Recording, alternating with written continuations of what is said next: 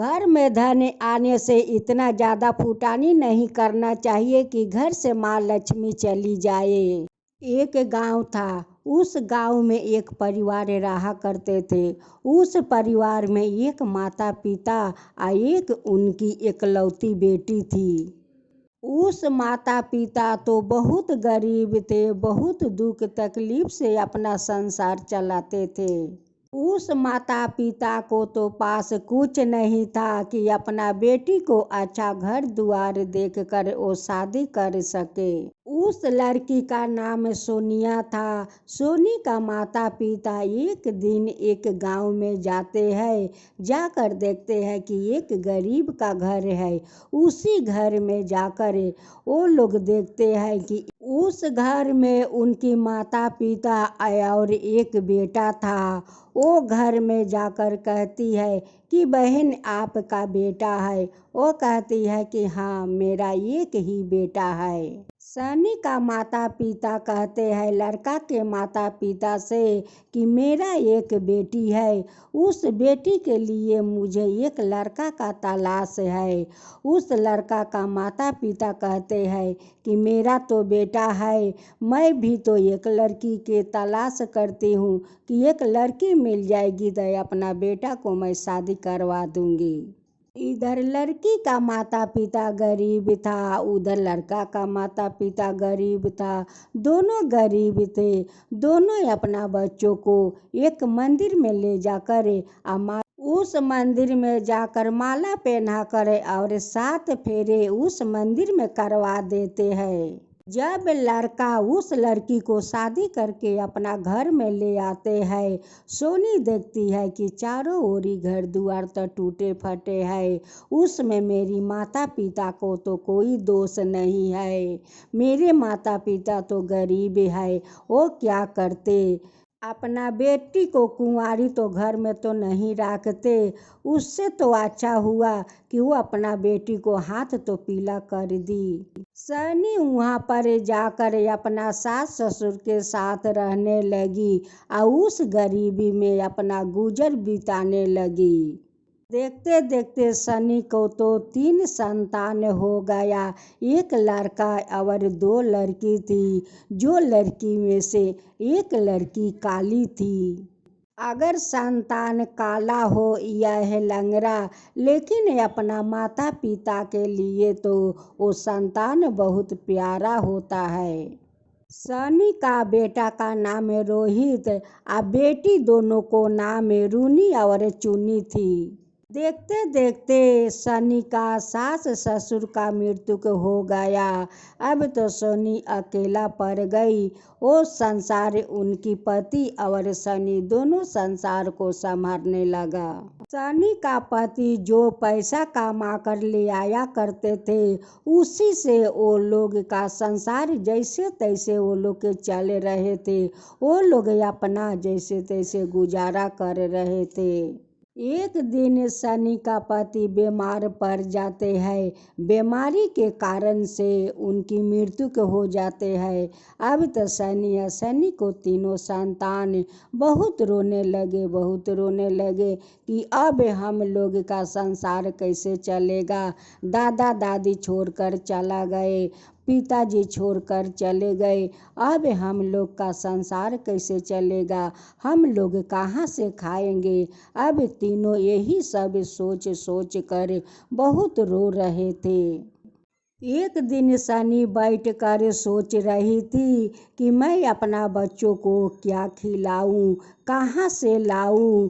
तब जाकर उनकी दिमाग में एक सुझाव आया कि क्यों नहीं मैं आदमी का घर में काम कर लेती हूँ, जो मिलेगा वही अपना बच्चा को मैं खिलाऊंगी। सनी आदमी का घर में काम करके तीनों बच्चों को पेट भर रही थी। तीनों बच्चा अपना माँ को तकलीफ देखकर वो लोग का बहुत दुख होता था। दोनों बेटी कहती थी कि आज मेरी माँ कितना काम करती है और काम करके हम लोग का पेट भरती है। देखते देखते रोहित कुछ बड़ा हो गया। एक दिन अपना माँ से कहता है कि माँ, तुम सारा दिन हम लोग के लिए काम करती हो, आया कर घर में फिर बनाती हो। माँ तुम्हारा तकलीफ। रोहित कहता है कि माँ तुम्हारा तकलीफ अब हमसे नहीं देखा जाता है माँ, मैं जाता हूँ कहीं काम खोज कर करता हूँ माँ। माँ कहती है कि मेरा बेटा कब से इतना बड़ा हो गया कि अपना माँ को चिंता करने लगा। एक दिन रोहित बनिया का दुकान पर जाकर कहता है कि मालिक मुझे कुछ काम मिलेगा। बनिया कहता है कि ठीक है, मेरे दुकान पर तो कोई आदमी है नहीं, ठीक है तू आकर आज से तू मेरा दुकान पर काम कर। अब तो रोहित जाकर बनिया का दुकान पर काम करने लगा। बनिया कुछ रोहित का पैसा देने लगा। रोहित पैसा ले जाकर अपना माँ से कहता है कि माँ अब तुम किसी को घर में काम मत करो माँ, मैं काम पकड़ लिया है, मैं कमा कर ले आऊँगी या तुम घर में खाओगी माँ, तुम्हारा कोई काम करना नहीं पड़ेगा माँ, तुम मत करो काम माँ, तुम इतना मेहनत करती हो, मुझे अच्छा नहीं लगता है माँ, मुझे अच्छा नहीं लगता है। उस बनिया ने रोहित का तो ज़्यादा पैसा देता था नहीं, वो तो 20 रुपया देते थे। उसी 20 रुपया लिया कर अपना माँ को देते थे, उसी से उनकी माँ अपना संसार चलाती थी। उस बनिया का एक बेटा था। बेटा तो बहुत जुआरू था। अपना पिताजी को सारे पूंजी ले जाकर वो जुआ खेल जाते थे। उस बनिया का तो पता नहीं था कि उनकी बेटा जुआरू है, आ दुकान का पूंजी में से ले जाकर वो जुआ खेलता है। एक दिन बनिया उस केस पैसे को बक्सा को खोलता है, देखता है कि इसमें तो बहुत सारा पैसा खत्म हो चुका है। वो बनिया संदेह किया रोहित पर कि यही लड़का पैसा चोरा कर ले जाता है, ये लड़का तो बहुत गरीब है, भूख के कारण मेरा एक केस बक्से से पैसा चोरा कर ले जाता है। उस बनिया ने रोहित से कहता है कि अरे तुझे तो गरीब देखकर मैं अपना दुकान पर रख लिया, और तू मेरा सारा पूंजी पाटा चोरा कर ले जाता है। रोहित हाथ जोड़कर कहता है कि मालिक मैं आपका पैसा नहीं चोराता हूँ, मैं आपका पैसा नहीं चोराता हूँ, मैं चोर नहीं हूँ मालिक, मैं चोर नहीं हूँ। अब तो बनिया रोहित का अपना दुकान से निकाल देता है। रोहित आकर अपना माँ से कहता है कि माँ एक तो बहुत मुश्किल से मुझे काम मिला, वो भी काम मुझसे छीन गया माँ। उस बनिया मुझे चोर कहता है माँ, वो कहता है कि तू गरीब है, तू ही मेरा पैसा सारा चोरा कर ले जाता है। माँ मैं चोर नहीं हूँ। माँ कहती है कि बेटा मैं जानता हूँ कि मेरा बेटा कभी चोर नहीं निकल सकता है, वो गरीब हो सकता है लेकिन किसी को पैसा नहीं चोरा सकता है। रोहित अपना माँ से कहता है कि माँ हमारा तो काम छूट गया, अब हम लोग का कैसे संसार चलेगा माँ, कैसे चलेगा, घर में तो खाने के लिए कुछ नहीं है माँ, वो एक दिन का राशन है, वो भी थोड़ा राशन है माँ, उस राशन से क्या होगा माँ, क्या होगा, हम लोग तो घर में 4 आदमी है, उस राशन से तो हम लोग का पेट नहीं भरेगा माँ। उनकी घर में थोड़ा सा ही आटा था, उस आटा का उनकी माँ रोटी बनाती है, 4 थाला में एक एक रोटी परोसती है। उस समय किसी ने आकर उनकी दरवाज़ा खटखटाते हैं। रोहित कहते हैं कि माँ इतना शाम को कौन दरवाज़ा खटखटाते हैं। माँ कहती है कि बच्चों तुम लोग भोजन करो, मैं जाकर दरवाज़ा खोल कर देखती हूँ। जब सनी दरवाजा खोल कर देखती है तो उनकी दरवाजे पर एक साधु है। साधु कहता है कि बेटी देखो, बाहर में इतना वर्षा है, इतना वर्षा, मैं तो भीग गई हूँ, मैं ठंड के मारे कांप रही हूँ, तुम मुझे अंदर आने दोगी? सनी कहती है कि क्यों नहीं बाबा, आप अंदर आ जाइए, अंदर आ जाइए। रोहित फट देकर घर में जाते हैं और एक बस्तर ले आते हैं और कहते हैं कि बाबा, इस वस्तु को आप पहन लीजिए और भीजे वस्तु को खोल दीजिए, नहीं तो आपका बेसी ठंडा लगेगा। वो साधु उन्हें आशीर्वाद देता है कि बेटा तुम सूखे रहो, सौभाग्य रहो। जब साधु कपड़ा पलटा लेते हैं तो कहते हैं कि बेटी, मुझे तो बहुत जोर का भूख लगा है बेटी, कुछ खाने के लिए मिलेगा? वो कहती है कि हाँ बाबा, क्यों नहीं मिलेगा, ठीक है आप बैठिए, मैं अभी भोजन बनाती हूँ। रोहित अपना माँ से कहता है कि माँ, घर में तो कुछ है नहीं, तुम उस बाबा को क्या खिलाओगी माँ, क्या खिलाओगी, घर में तो कुछ नहीं है। बाबा ये सारे बात सुनते हैं और उनकी बर्तन देखते हैं, बर्तन तो सारे खाली है। साधु बाबा कहते हैं कि ठीक है बेटी, मुझे तुम एक गिलास पानी दे दो, वही पानी खाकर मैं सो जाता हूँ, अभी तो मेरा भूख नहीं है, भूख लगा था लेकिन भूख मिट गया बेटी, मुझे एक गिलास पानी पिला दो। वो सनी एक गिलास पानी लिया कर बाबा को दे देती है और वही पानी पीकर बाबा सो जाते हैं। जब सुबह हुआ तो साधु बाबा उठकर कहते हैं कि बेटी, मैं जानता हूँ तुम तो बहुत गरीब हो, तुम्हारा घर में तो कुछ खाने के लिए नहीं है, लेकिन तुम्हारा पास तो बहुत आदर सम्मान है बेटी, बहुत आदर सम्मान है, उससे ज़्यादा क्या चाहिए? अगर किसी का घर में किसी को इतना आदर सम्मान मिल जाए तो उसकी तो भूख मिट जाएगा। उसी आदर सम्मान से पेट भर जाता है तो खाने का तो कोई सवाल नहीं होता है बेटी। साधु बाबा कहते हैं कि बेटी, तुम्हारा तो श्रद्धा भाव देखकर मैं तो बहुत खुश हूँ, बहुत खुश हूँ, मैं तुम्हें एक जादू का छड़ी देना चाहती हूँ, उस छड़ी से तुम जो मांगोगी वही तुम्हारा घर में आ जाएगा बेटी। उस साधु बाबा ने सनी का हाथ में छड़ी देकर चले जाते हैं। सनी छड़ी ले जाकर एक जगह में रख देती है, लेकिन सनी को विश्वास नहीं होता है कि इस साधु बाबा का पास जादू के छड़ी कहाँ से आएगा। अगर इस छड़ी जादू का है तो इस जादू का छड़ी से काश हमें कुछ खाने के लिए अपना बच्चा लोग का मंगवा लेते तो बहुत अच्छा होता। उसी समय उस छड़ी से खाने के लिए उनके सामने बहुत सारा पर पकवान आ जाता है। जब सनी का उस पर पकवान पर नज़र पड़ता है तो वो कहती है कि देखो रोहित, हम लोग का सामने खाने के लिए कितना पर पकवान आ गया। रोहित कहता है कि माँ, वो सचमुच का साधु बाबा हम लोग का जादू के छड़ी दे गए हैं माँ, वो जादू के छड़ी साधु बाबा हम लोग का दे गए हैं।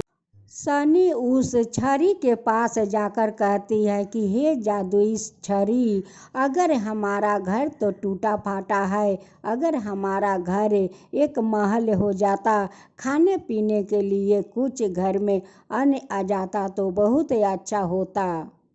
अब तो उनकी बहुत सुंदर एक आलीशान महल बन जाता है, खाने पीने का लिए बहुत कुछ घर में अन्न धन आ जाता है, सब अन्न धन से लेकर कपड़ा तक उनकी घर भर जाता है। उनकी बेटा राजकुमार के जैसे रहने लगे, वो लोग उनकी दोनों बेटी राजकुमारी के तरह रहने लगी, उनकी माँ एक रानी का तरह रहने लगी।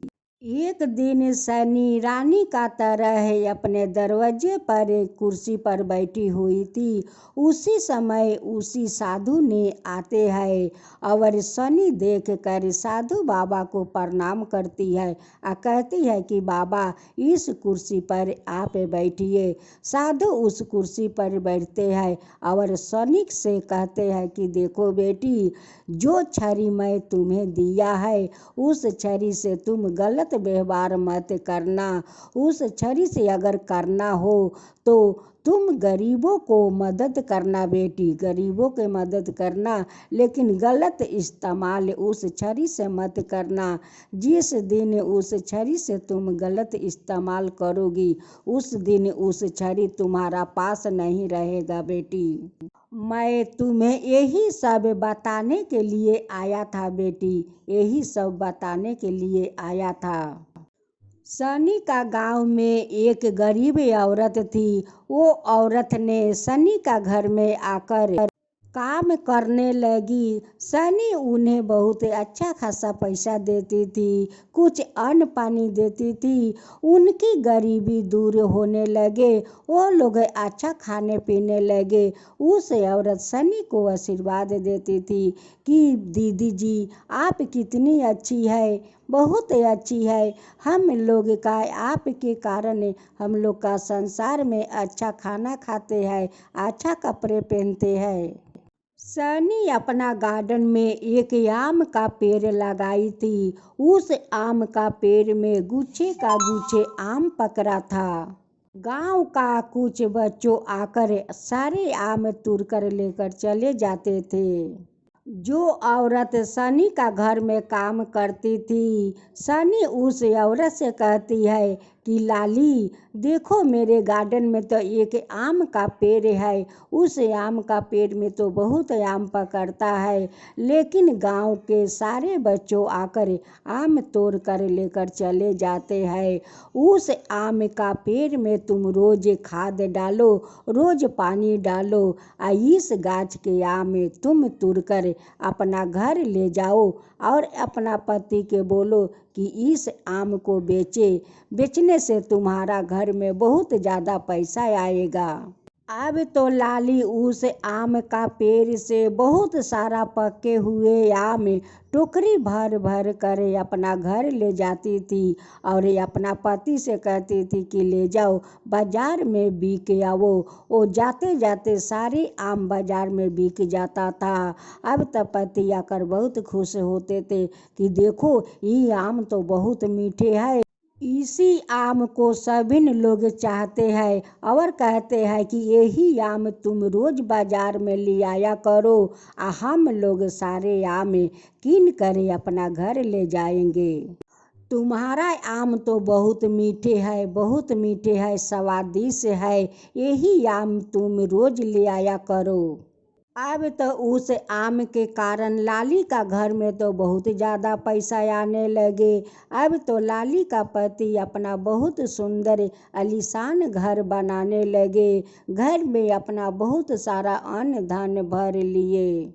एक दिन लाली का पति लाली से कहते हैं कि देखो हम लोग का तो आलीशान महल बन गया, हम लोग का घर में इतना सारा अन्न धन आ गया, अब तुम उस घर का काम छोड़ दो। लाली कहती है कि नहीं। लाली बहुत इंसान थी और ईमानदार थी। लाली कहती है कि इस दीदी का घर में काम करके हम लोग का दुख दूर हुआ। इस दीदी ने हम लोग का खाने से लेकर पहनने तक सब कुछ दिया है, यहाँ तक कि अपना आम का गाछ हम लोग का सौंप दिया है। आज उसी आम के कारण हम लोग इतना बड़ा महल बनाया है, इतना घर में अन्न धन आया है, फिर भी मैं इस दीदी का घर नहीं छोड़ सकती हूँ। दीदी का नमक खाकर मैं नमक हलाली नहीं कर सकता हूँ, कभी नहीं कर सकता हूँ। जब तक दीदी मुझे घर से नहीं कहेगी जाने के लिए तब तक मैं घर से नहीं जाऊँगी। लोग कहते हैं ना कि जब आदमी का घर में बेथा है धन आ जाता है तो आदमी का नज़र पलट जाता है। वो गरीब जब उनकी दरवाजे पर कोई असहाय आदमी उनसे मदद मांगने आते हैं तो वो अपना नज़र घुरा देता है कि कहीं उनका ऊपर ताकूंगी तो वो मुझसे मदद ना मांग ले। वही हुआ रोहित के साथ। सनी अपना बेटी के लिए अच्छा घर दुआर देख कर शादी कर देती है। दोनों बेटी अपना ससुराल चली जाती है और जाकर वहाँ पर सास ससुर के साथ मिलजुल कर रहती है। फिर सनी सोचने लगी कि दोनों बेटी को तो मैं शादी करवा दिया, अब मैं रोहन को मैं शादी करवा देता हूँ। रोहन को बहुत अच्छी घर के लड़की देख कर वो शादी करवा देती है। और जब बहू घर में आती है तो उनकी शरीर में सोने का जेवर से हमेशा ढाक कर रखती है। रोहन अपना पत्नी के लिए सोने का चप्पल बनवाते हैं। रोहन अपना गले में हीरा मोती का नेकलेस पहन कर हमेशा रहा करता था। उनकी माँ हमेशा जेवर पहन कर रहती थी। वो लोग का तो धन का अहंकार हो गया था कि अब तो ये धन उड़ाने वाला नहीं है, कभी ख़त्म नहीं होगा। एक दिन उसी साधु बाबा उनकी घर आते हैं और दरवाजे पर खड़ा होकर पुकारते हैं। जब रोहन घर से निकलता है उस साधु को देख कर कहता है कि भिखारी, तुम क्यों दरवाजे पर खड़े हो, तुम चले जाओ, मेरा घर से चले जाओ। तुम भिखारी बनकर इस घर में दौड़े दौड़े आ जाते हो। तब माँ घर से निकल कर कहती है कि क्या हुआ बेटा, क्या हुआ, क्यों चिल्ला रहे हो। वो कहते हैं कि माँ देखो ना, ना जाने कहाँ कहाँ से भिखारी घर में आकर ढुक जाते हैं। सनी कहती है कि साधु चले जाओ, नहीं तो मेरा बेटा को गुस्सा आ जाएगा तो तुम्हें धक्का मार कर निकाल देगा, तुम बाहर चले जाओ।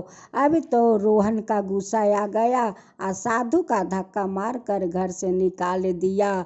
साधु कहता है कि एक दिन तेरा खाने के लिए घर में कुछ नहीं था, आज तेरा घर में खाने के लिए इतना सारा धन हो गया है तो तेरा बहुत घमंड हो गया है। इस धन पर तेरा इतना घमंड हो गया है कि किसी साधु को दरवाजे पर आने से तू धक्का मार कर निकाल देता है। अब उस साधु का तो क्रोध आ गया और कहने लगा कि तेरा इस धन पर अहंकार है, आज से तेरा नहीं रहेगा आलीशान महल, और नहीं रहेगा धन, और नहीं होगा तेरा अहंकार। अब तो नहीं रहा जादू के छड़ी, और नहीं रहा आलीशान मकान, और नहीं रहा अन्न धन, और नहीं रहा घमंड। सारे घमंड रोहन का तो चकनाचूर हो गया। अब तो उनकी घर में खाने पीने के एक दाना भी नहीं है। अब तो पहले जैसा टूटा फाटा घर रह गया और घर में खाने का तकलीफ रह गया।